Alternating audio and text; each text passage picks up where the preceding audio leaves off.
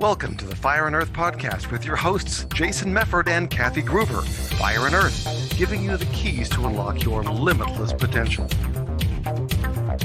Hey everybody, welcome back to another episode of the Fire and Earth podcast. I'm your co-host, Kathy Gruber. I'm Jason Mefford, and today we're going to talk about something that we've talked a lot about because it's important, right? And sex. If you listen to the last episode, you'll know why that's funny, right? Kathy's doing a call back. Oh, yeah. But no, about gratitude. Okay. And I know we've talked a lot about gratitude on here before. But some of the episodes, if you've been listening to some of the past episodes, sometimes Kathy's calendar, whatever it is, gives her a little prompt for the day. And the one today was about embracing gratitude for a roof over your head. And I think, it's interesting in a lot of different ways. Today it's cold where I'm at. Me too. I keep it cold in my house on purpose. So I'm always but it's way colder outside even than it is in my house. Yep. Right. And so, today I'm grateful for a roof over my head, that it's, 20-ish degrees warmer inside than it would be if I didn't have a house. Yeah. And what I think is fun, it's ironic, is in today's day and age, so many of us have a roof over our head and have had a roof over our head our whole life. Mm-hmm. And don't realize what it's like to be without a house. But especially with, since the last few years, there's been a huge rise in homelessness. I know some people who were homeless for a lot of their life. I mean, one of my friends, he was on the streets when he was 8. Yeah. Homeless at 8 as an orphan, kinds of things. And it's anyway. And so you think about that, and it's there really are people that don't have a roof over their head. Right. Because I know when I said that, probably a lot of you were like, why are you guys talking about this? Everybody lives in the house.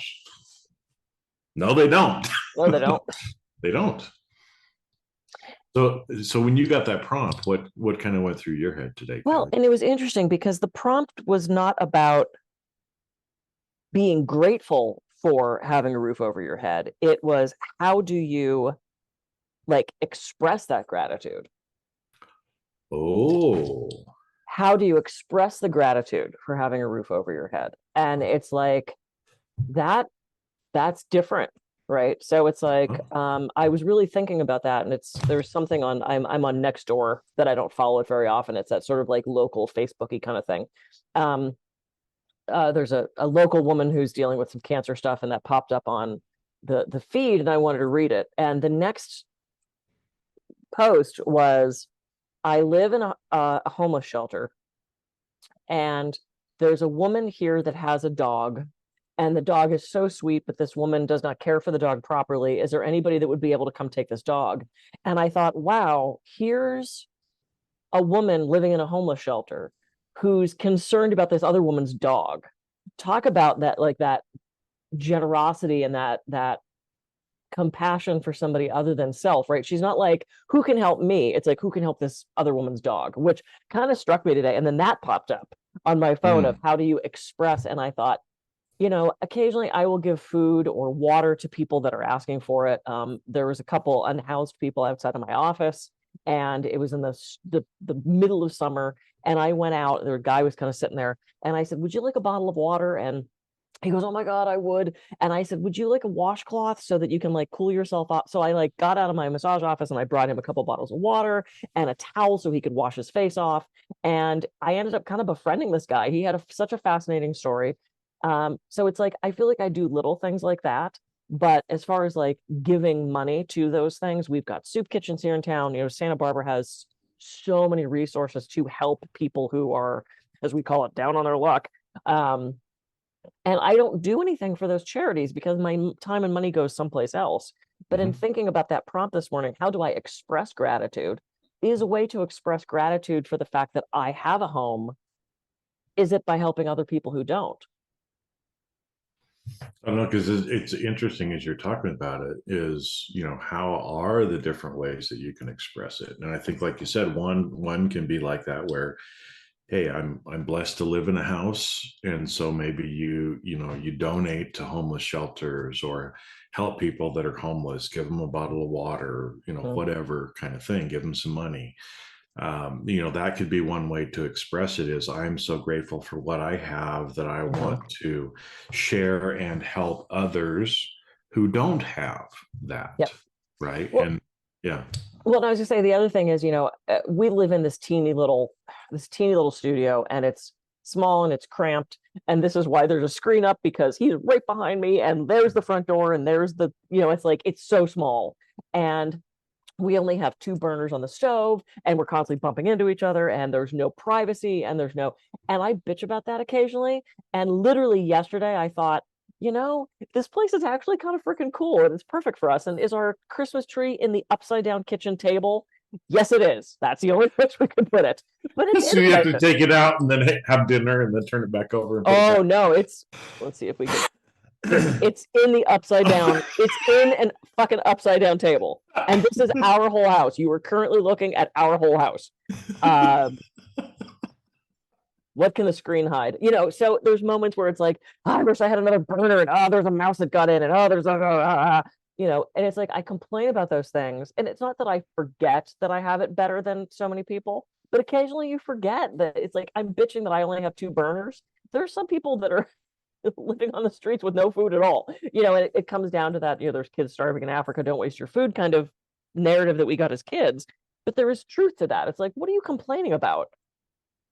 Yeah, so it's interesting. So like one way is helping other people who maybe don't have what we have, but our attitude, as well about, are you bitching about, oh, it's so small, or oh, it's cold in here. Well, it's only cold in here because I choose to keep the thermostat low, right? And again, it's not like I'm a masochist, but hey, I mean, I'm trying to save electricity and natural resources, and in some ways it's kind of good for us to be a little cold, so I do it for some of those reasons. But again, it's like, our the gratitude or thinking, how we're feeling. Are we bitching and moaning about it, or are we grateful for what we do have? Right. So being grateful for it.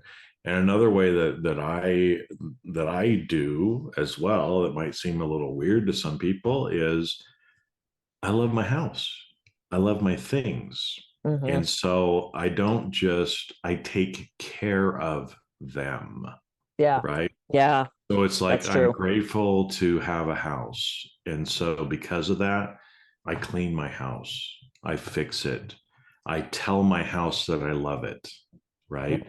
When I wash dishes, right, I energetically, I'm like loving on my dishes, right? Because they just helped, me get food into my body, which I'm grateful for, right? And so I think there's kind of that side of it too, that I think we just really kind of forget, and it's, everything has energy, everything is energy.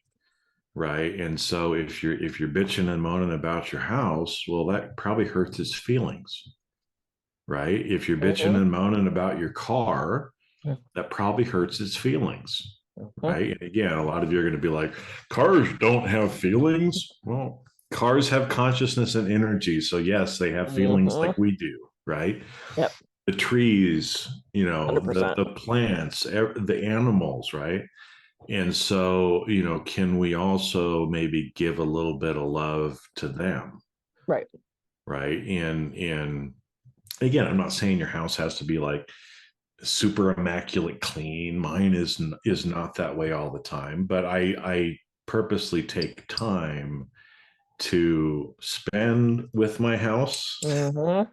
Right. Just like it's a relationship, and it's like, I love it. I want to clean it. I want to do things. I want it to feel good. I want to feel good in it as well. Yeah. So I think that's another, and I kind of missed that expressing gratitude when you said it to begin with, but that can take on a whole new kind of conversation. Well, and like in my situation, I rent because Santa Barbara. And it's like expressing gratitude to a landlord that Mhm. has not drastically raised our rent. I mean, it just went up a teeny little bit. And when I bumped into him, I said, "Hey, thank you for the notice about the rent increase," because I know that he could have You got to practically gouge doubled him. it.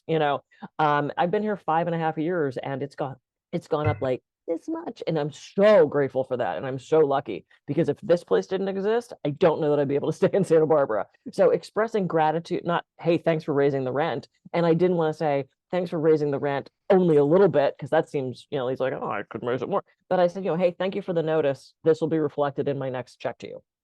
Mhm. And he goes, "Oh, thank you." He goes, "I didn't want to do it, but all my bills are going up." And I said, "Absolutely." So it's like, in that way, I sort of expressed gratitude for that. And when he picked me, so many people wanted this place. So many people wanted this place when I moved in 5+ years ago. And when we signed the lease, I thanked him. I said, I'm so grateful to be here. Thank you so much for picking me to and letting me come in here and live here.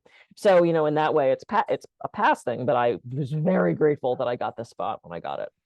Well, and what's interesting is it's, when we express gratitude, right? I mean, again, when you first moved in, you express gratitude to the landlord. He's grateful that you're there. He's grateful you've been there for 5.5 years and hopes that you'll be there another 5.5 years, right? Because as a property owner, man, you Yep. love, good long-term renters who actually love on your house too, Yep. right? And again, my family's been involved in real estate for my whole life. And there's some people who just, they live in a pigsty and they trash the house. And there's other people who actually care for it and tend for it as if it was their own. And that's, I, Mhm. I always tried to do that when I was in California and renting. Yep. I always treated the places that I lived as if they were my house. In fact, I would do little Yeah. repairs on it, and wouldn't ask for money back from the landlord or Yep. anything like 100%. that because they were just like little things that I felt like was the right thing to do. And so, I run. It's not ironic because it's how the universe works. The fact that you were so appreciative and expressed that to him, I'm sure, has also made that landlord tenant relationship better. And so, again, even though he knew he had to raise the rent, he wasn't like, "Oh, Kathy's a pain in the ass. She's always late on her rent. She's Mhm. trashing my place. So I'm going to gouge her Mhm. now that I can." Right. Right. It's like, no, he sees Kathy as a person who's appreciative, that takes care of his property. And so he's only going to raise it what he has to. And then Yep. again, when you kind of express it back, it's like it keeps going. Yep. You give, he gives, you give, he give, right? It's how the universe works. Yep. Yeah. So yeah, the expression, because we could say, "Oh, I'm grateful for, this and this and this." How do we express that? I thought that was a neat question. So yeah, that was cool. Mm. Anyway, yeah. Well, I'm grateful for you, Jason. I'm grateful for you, Kathy. Yeah. And we're both grateful to have a roof over our head. And we've shared with all of you some different ways that you can, start expressing gratitude for your house, maybe for other things too, right? Think Yep. about, uh, other things that you're grateful for in your life and how can you actually express some of that gratitude, whether it's a person, inanimate object, Mhm. whatever it is, some different ways that you can live more in gratitude for what you have, because it can all be taken away very, very quickly. Yep. Right. And I think a lot of times we kind of forget that every day, if we're grateful for everything that we have, realizing that tomorrow we may have nothing, Yeah. puts you in a totally different place, and you feel so much better too. Yeah. Absolutely. 100% agree. Cool. I am Kathy Gruber. I can be reached. I'm You can Kathy you can Gruber. be reached at la la la la la I can be la. reached at blah, blah. I can be reached at kathygruber.com. And I'm Jason Mefford. I can be reached at jasonmefford.com. So go out, have a great week, and we'll see you on the next episode. See ya. Yeah.